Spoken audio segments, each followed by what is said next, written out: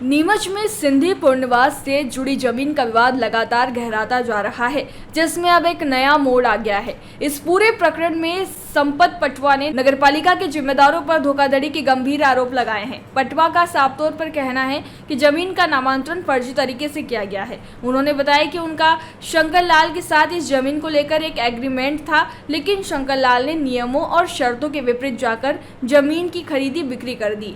संपत पटवा ने यह भी स्पष्ट किया कि ये मामला पहले से ही न्यायालय में विचाराधीन है, जो इस विवाद की गंभीरता को और बढ़ा देता है।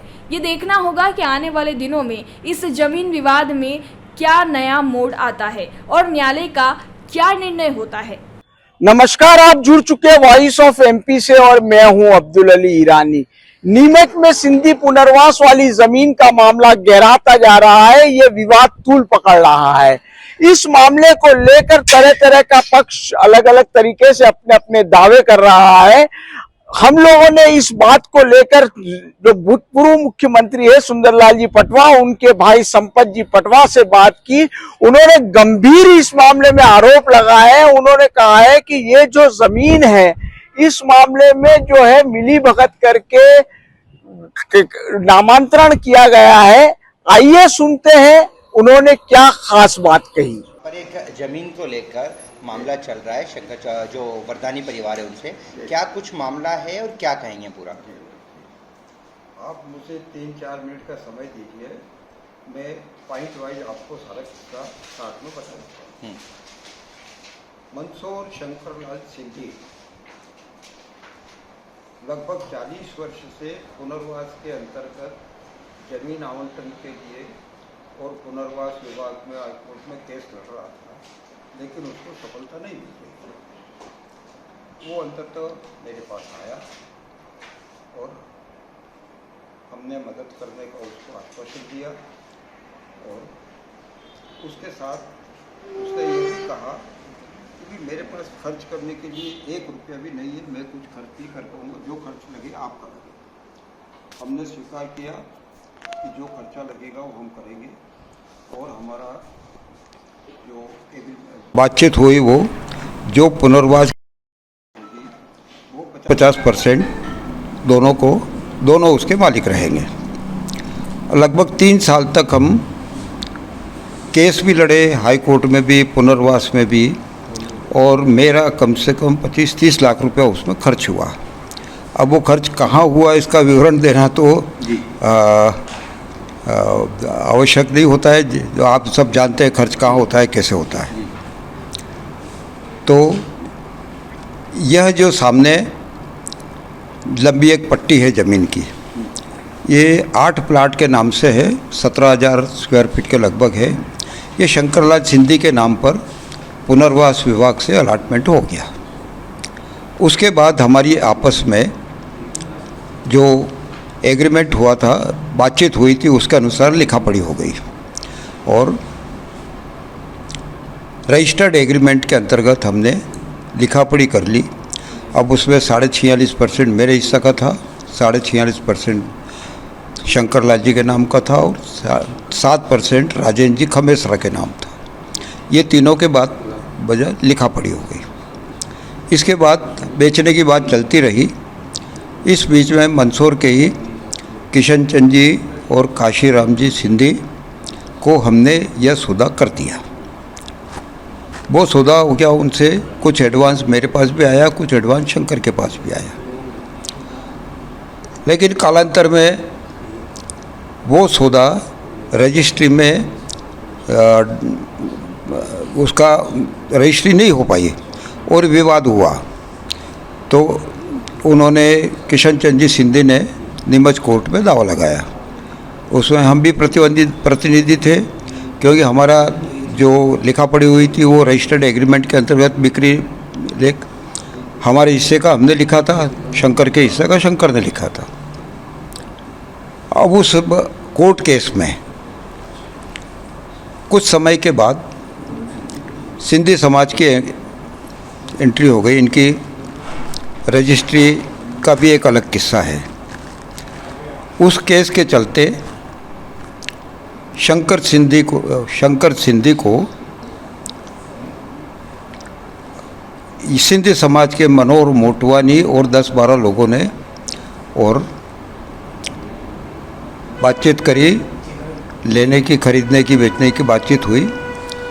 वो बातचीत चली और उसमें मैं स्वयं भी शामिल था, शंकर सिंधी, मैं और ये मोटवानी और 4-5 जने, ये हमारी बातचीत चली और तय हुआ कि जो भी रेट तय होगा वो मेरे ऑफिस में, यहाँ जहाँ अपन बैठे हैं, इस ऑफिस में बैठकर सारी बातचीत होगी, इस ऑफिस में बैठकर सारी लिखा पढ़ी होगी और जो रुपयों का लेन देन होगा वो भी इसी ऑफिस में होगा और शंकर सिंधी और हम आपस में अपना बंटवारा कर लेंगे जो रुपया आएगा।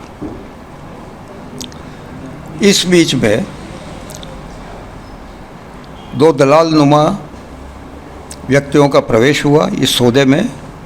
सिंधियों से उन्होंने कांटेक्ट किया और कुछ प्रलोभन, इधर उधर लेन देन हुआ।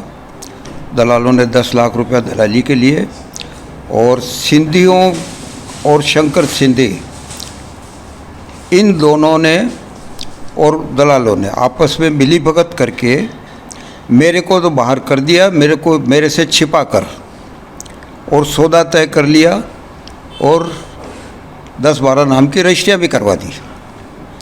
चूँकि ज़मीन शंकर सिंधी के नाम पर थी तो रजिस्ट्रियाँ उसने करवा दी।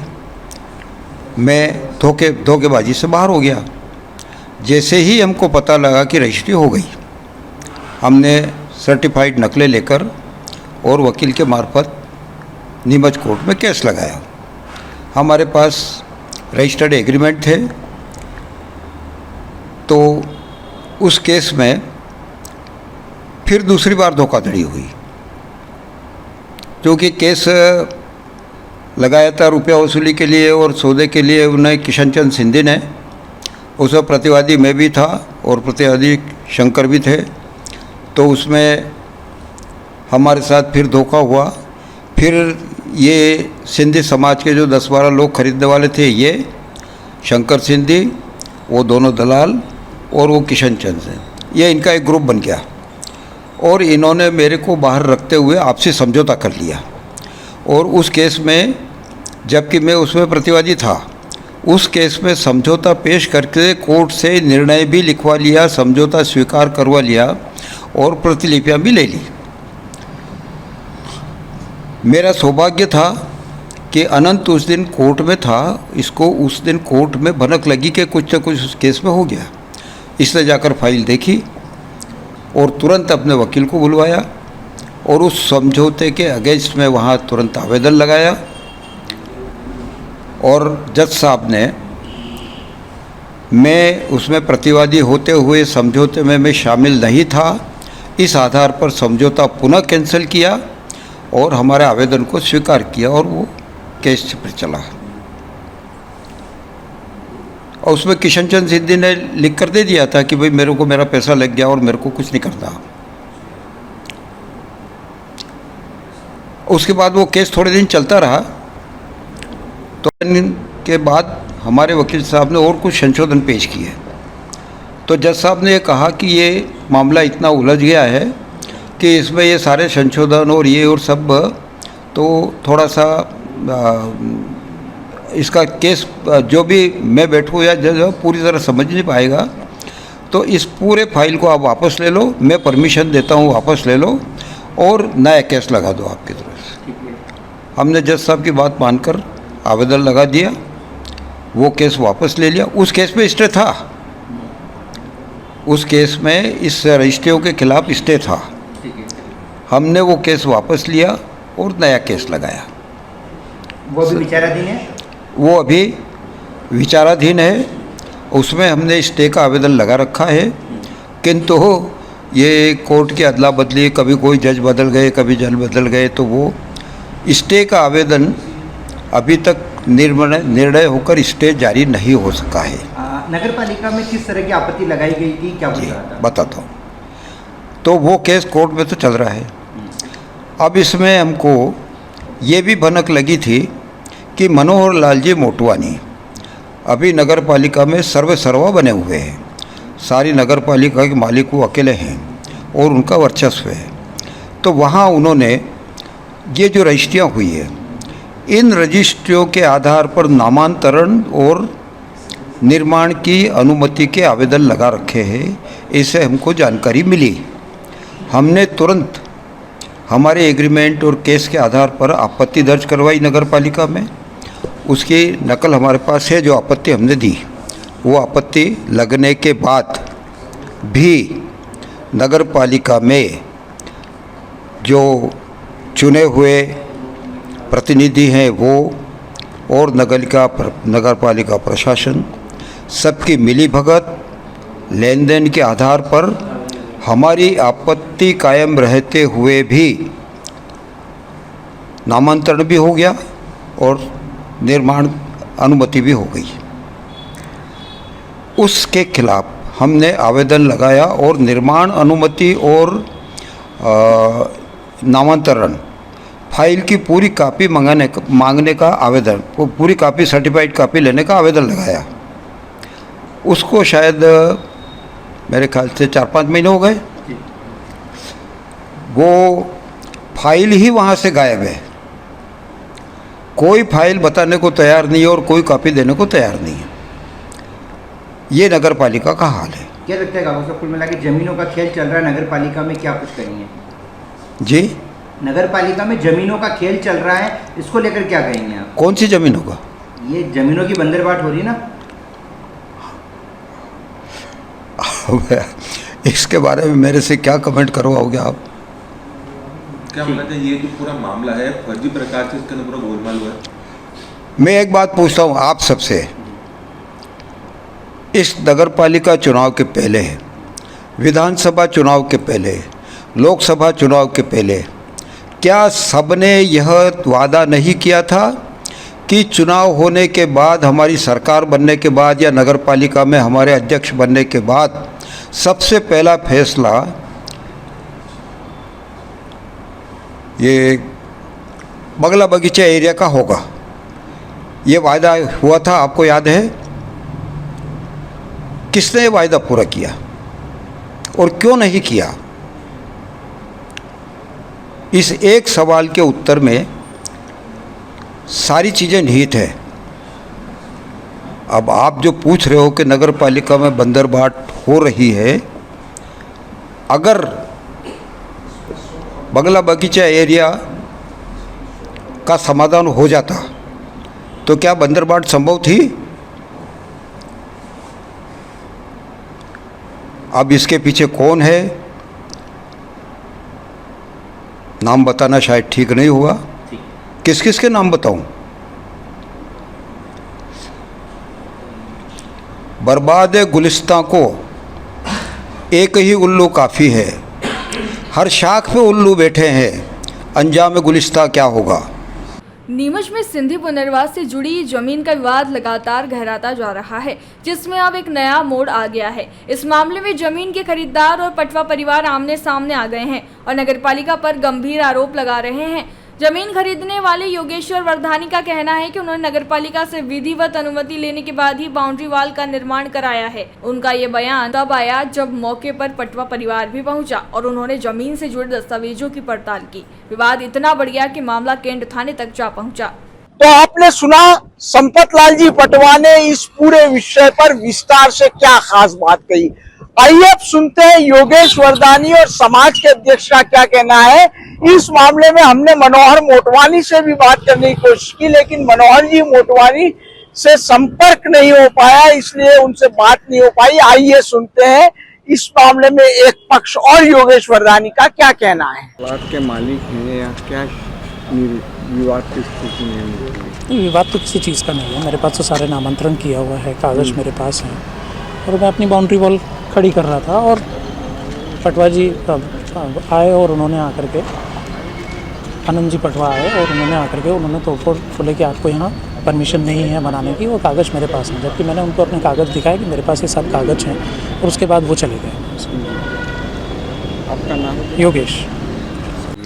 सर, मेरे को हमारे समाज के एक बंधु का फ़ोन आया। सबसे पहले तो मैं बता दूं, मैं ईश्वर आहूजा पूजी सिंधी पंचायत का प्रेसिडेंट बोल रहा हूँ।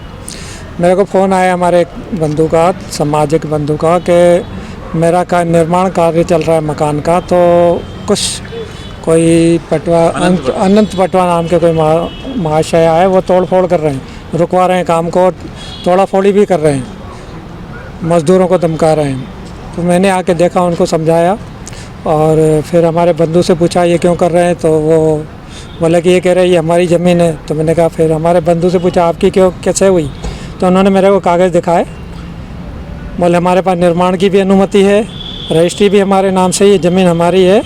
और सुबह नगर पालिका वाले आए थे, वो भी देख के गए, निर्माण कार्य भी देख के गए और कागज़ भी देख के गए, और उन्होंने कहा हाँ सही है, आपके ही कागज़ है, आपको अनुमति है। तो हमने काम जारी रखा। शाम को इन्होंने आके रुकवाने की कोशिश की, तो मैंने उनको समझाया, पटवा जी को जो भी है, कि भाई ऐसा मत करो, इनके पास है, आपको शिकायत है तो कोर्ट में जाइए, यहाँ स्पॉट पे क्यों ऐसा तोड़ा फोड़ी कर रहे हैं। तो फिर चले गए, शायद वहाँ से चले गए।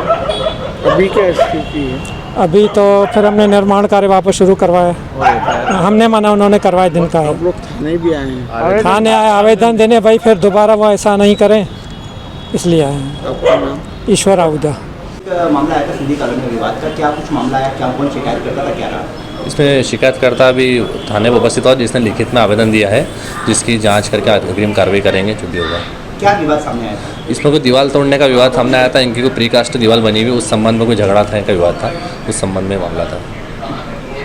हमने दोनों पक्षों से बात की और दोनों पक्षों से जो बात सुनी उसके अनुसार योगेश वरदानी का जहां ये कहना है कि मेरे पास इस जमीन के दस्तावेज है, नामांतरण हो चुका है, निर्माण की अनुमति मिल चुकी है, वहीं पर संपत पटवा द्वारा जो आरोप लगाए गए हैं वो बड़े सनसनीखेज है। संपत जी पटवा ने स्पष्ट तौर पे कहा कि इस पूरे मामले में मिली भगत करके ये नामांतरण की प्रक्रिया पूरी की गई, निर्माण की अनुमति दी गई, और उन्होंने नगर पालिका के मनोहर मोटवानी के लिए यहाँ तक कहा कि वो सर्वे सर्वा बने हुए हैं, और उन्होंने और नगर पालिका प्रशासन ने आपस में मिली भगत करके ये पूरे कागज तैयार कराए हैं।